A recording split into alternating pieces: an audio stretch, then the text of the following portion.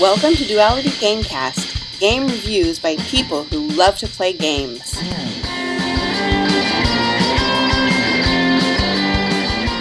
We just got back from Gen Con and we got a lot of cool footage and we saw a lot of cool games. We got to sit down and interview Portal Dragon, where they demoed for us their new game, Zephyr, Winds of Change. So, who are you and what is your name? My name is John Meatley, and I'm here with Portal Dragon. We're representing our new game, Zephyr, Winds of Change.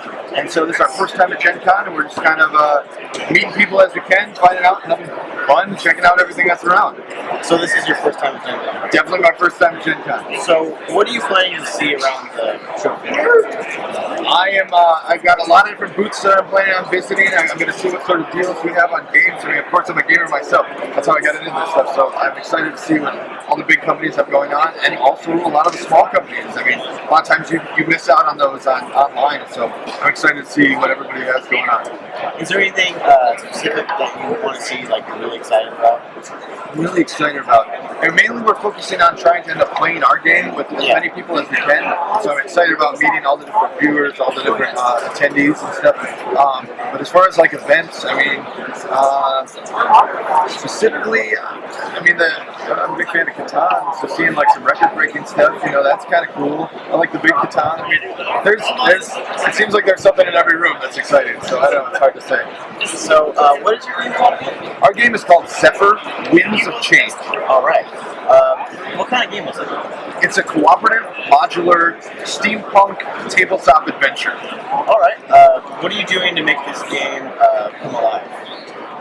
Well, we are right now in the middle of crowdfunding for our game. We've been working on our game for almost 2 years now, and so we're now into crowdfunding on our own site. That's zephyrboardgame.com, and there's a lot of different opportunities. We're doing some cool stuff, customizations and stuff in there where people can actually be in the game. So that's very cool. Right now we're more excited to get people to play the game, really experience it. All right. I can't wait to play your game. Thank you very much. All right, cool. Thanks.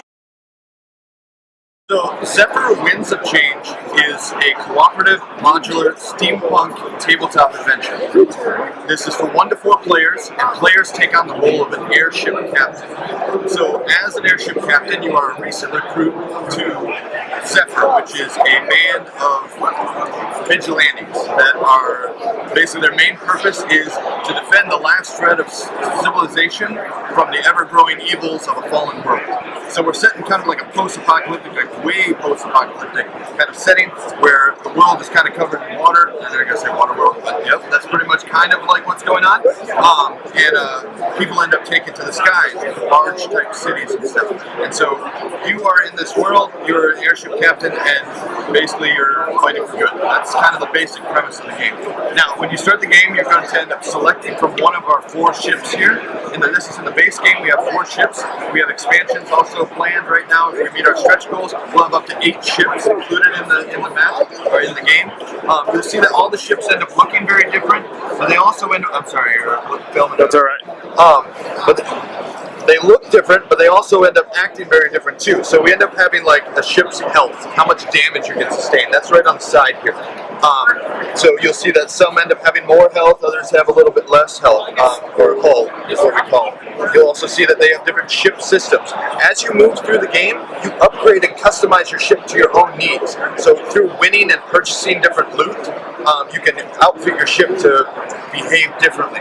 So even though you might have a ship that, like this one's more of like a glass cannon, you could end up building it in a different way to act slightly different, away from its meta. You also see on the ships, we have the ship systems, we have the hull, we also have crew stations. Now when you hire a crew member, we're going to give a little example here. We got your Gamer Geek card. You'd hire him based on the faction, so you'd pay for a Gamer Geek. So this is like a resume. So you pay for a plumber. The plumber comes to your house, but you find out that there's more to them than he can do than just plumbing. You find out that he's actually, this guy's name is Cook, and he has a different power. So each crew member ends up giving you 2 different powers, and it's a modular component that ends up giving you a unique crew member every time you hire one. You don't know what you're going to get.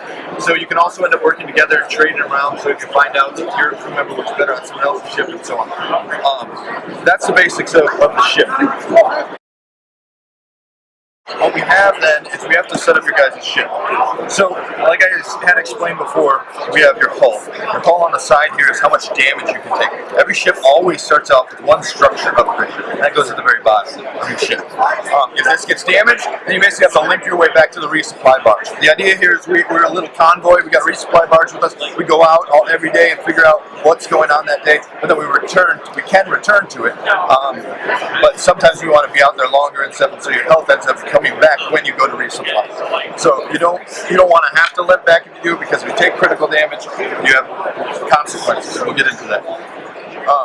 Okay, so what we're going to do is get you guys' ship set up. So in the back of the book here, we end up having suggested builds. They're not visually appealing right now. Again, this is the prototype. But so we have the Imperial and we have the Rogue. So for the Imperial, we suggest that you end up upgrading your hull. Now the reason we want to upgrade our hull is because on this specific ship, it ends up helping your deck. Now I didn't explain that, I got ahead of myself. So with your ship, you have a different hull, you have different ship upgrades, you have different stations that your crew can man, but you also get a battle deck. And this ends up being a base deck that you end up using throughout the game, and you end up using the deck building mechanics, I guess, to end up outfitting it. So you start off with basically 10 different abilities that you end up pulling from, and as you go through the game, you can add systems which will add cards into your deck. So the more systems you have more options, things like that.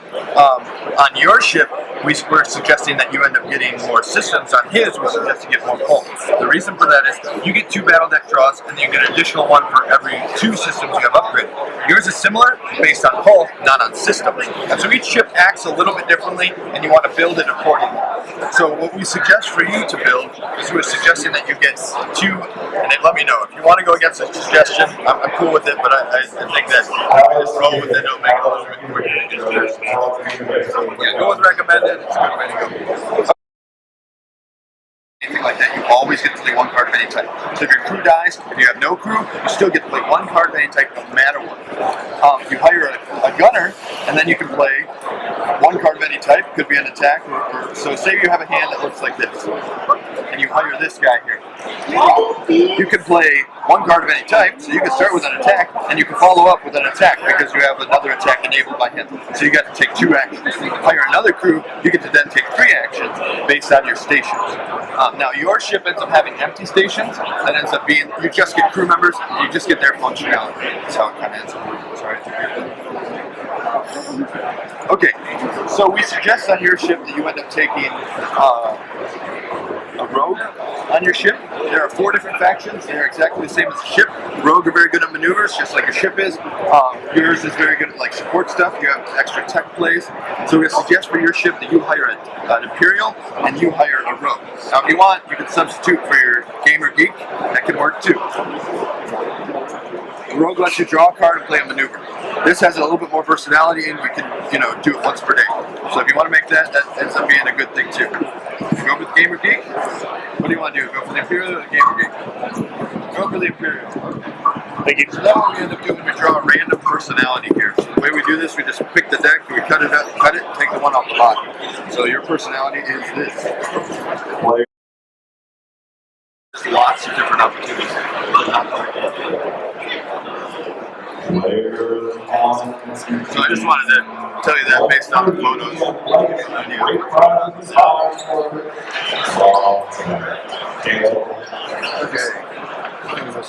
Players playing 2 p.m. Chaos Afternoon. Gamer number 4.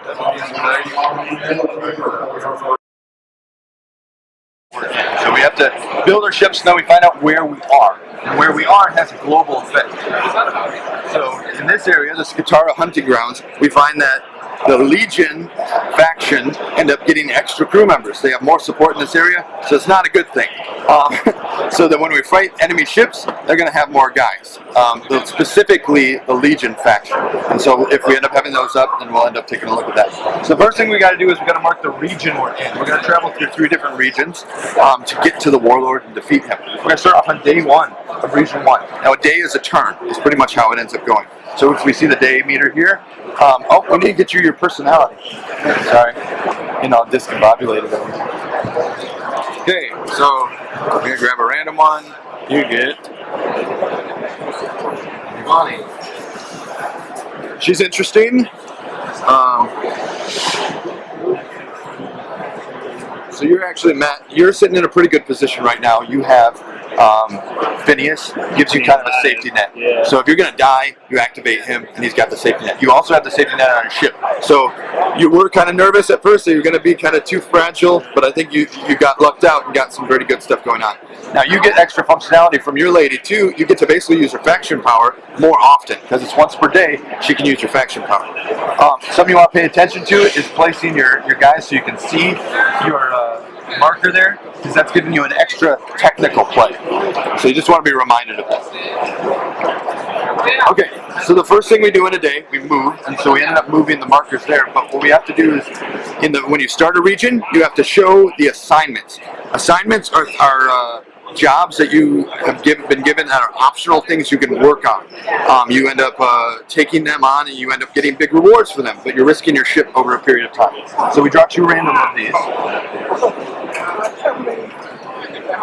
So we have to pay attention now that we want to complete rescue assignments. See here, that's a rescue assignment, and that's a rescue assignment. So that's great. If you can accomplish both, then you'll be kicking butt.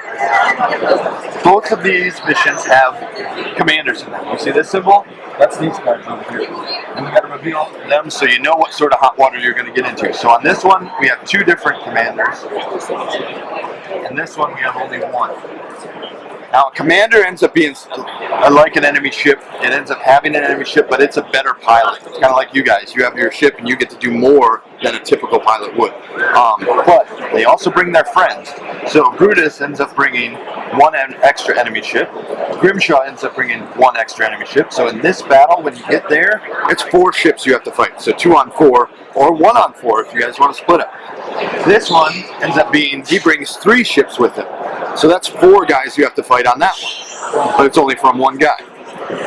When you defeat a commander, you get the rewards here. When you typically defeat a ship, you take a salvage roll. Salvage roll is just straight scrap, and it can end up being on tier 1, which is where we're at. It ends up being just a 6-sided dice. You get 1 to 6 scrap. As you move through the game, you're going to end up getting harder enemies. So we're on tier 1. Tier 2 is going to be next once we finish this region. And the enemies are going to be harder. And we're also going to be able to get more scrap. That's how that kind of ends up working. So you guys want to look, like right now it's like the farming stage. You want to end up looking at what you have out there, what has big rewards. So we see that we have 2 commanders here, and they each would give you rewards, but this guy ends up giving you 2 rewards off the same guy because he's just that much harder.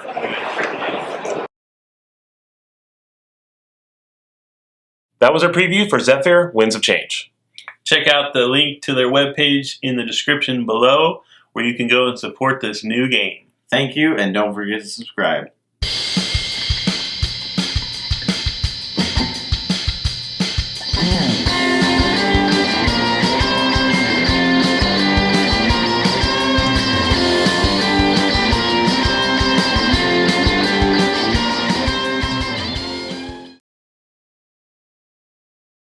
Winds of Change.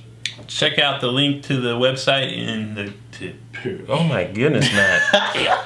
Camera!